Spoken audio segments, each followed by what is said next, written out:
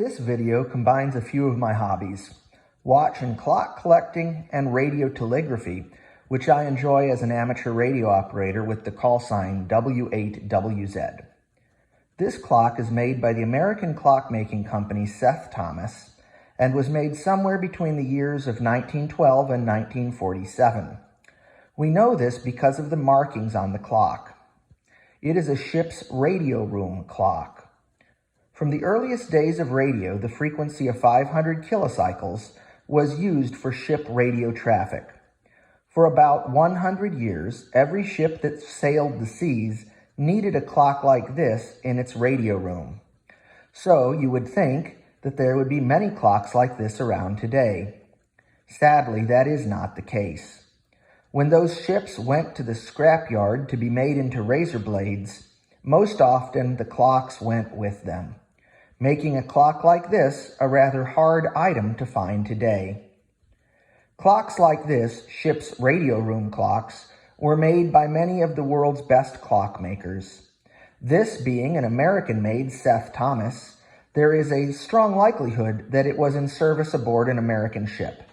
However, I have no records of what ship or ships it served on beyond that speculation. This is a very special clock.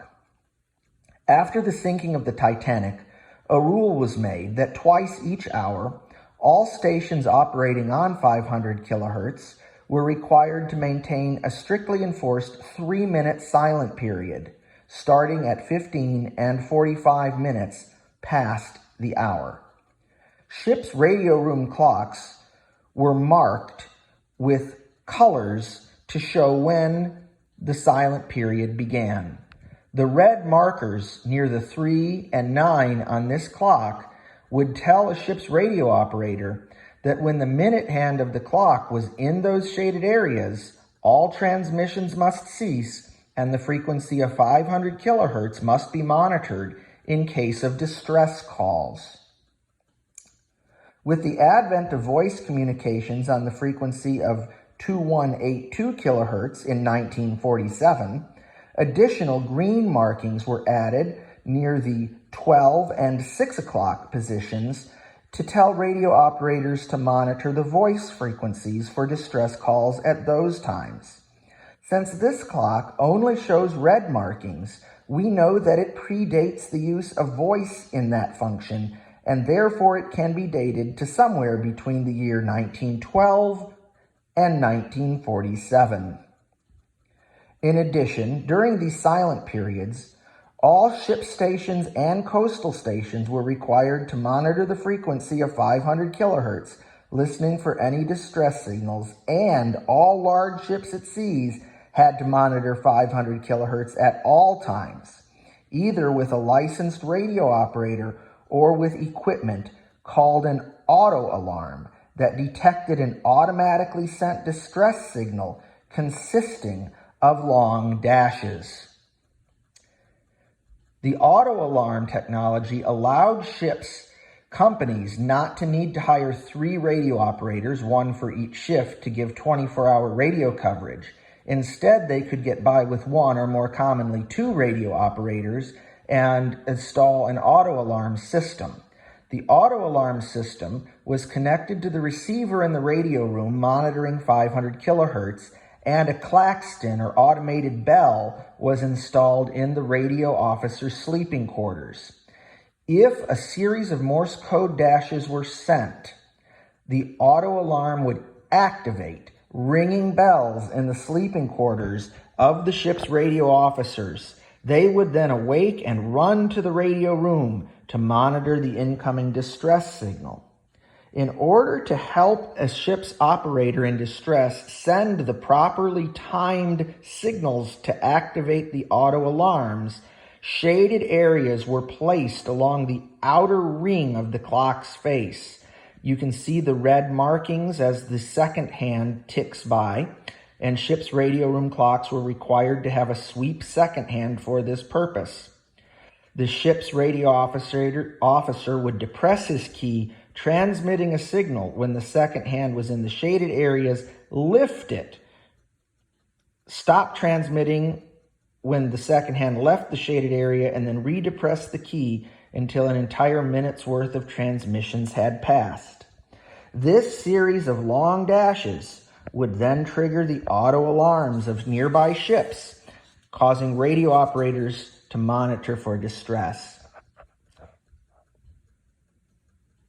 I will now demonstrate by sending Morse code what it would have sounded like. On the webpage W3ATB.com, I read the narrative of ship's radio officer Jeff Herman, who recorded an SOS signal that he received in, I believe, the year 1977. He recorded that on the webpage W3ATB, and I will now use the text of that transmission to simulate what a distress signal would have sounded like.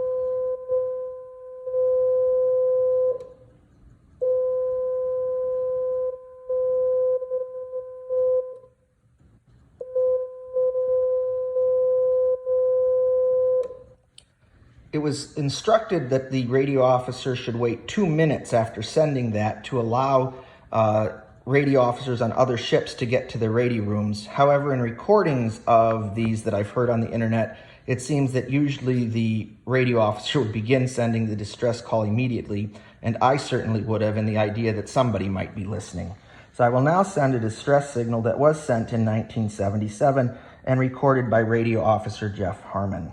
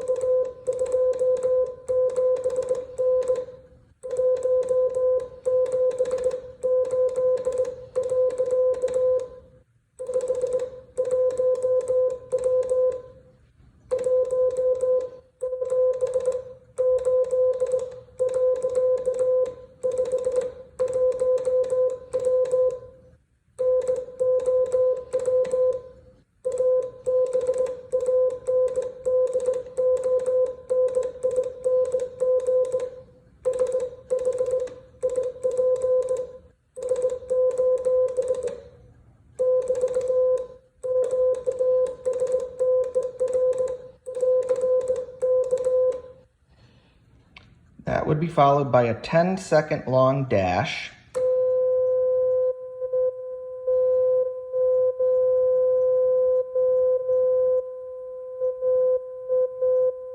That could have been used by radio direction finding equipment. And if you don't know Morse code, that is what I sent. After that, other ships would have heard that signal and been able to come to the ship's aid, and this clock would have played a vital role in saving the lives of the people on board. One last feature I wish to point out about the clock is that it has 2 hour hands. You'll notice a light colored one here by the 5 and a darker colored one there between the 11 and the 12. The reason for that is that the lighter colored hand could have been set to GMT, Greenwich Mean Time, now called Universal Coordinated Time, and the other hand could have been set to local time. That way the clock could show both GMT, or also known as UTC, and local time at the same time. So this beautiful old clock, when I bought it, was heavily damaged and not working. It was restored beautifully by the Clock and Watch Company of New Orleans, Louisiana. If you have need of clock or watch repair, I highly recommend that you contact the Clock and Watch Company in New Orleans, Louisiana, and see if they can't be of service to you. They're not a sponsor of this video. They're just really good guys who've done a lot of work for me over the years on different projects, and this was by far the most complicated. The balance was shattered, a lot of very significant damage. It took them a very long time. They did a great job to return this old piece of maritime history to use, and now it'll keep track of time in my house, where hopefully it won't need to do any more work sending distress calls. Thank you for watching this video.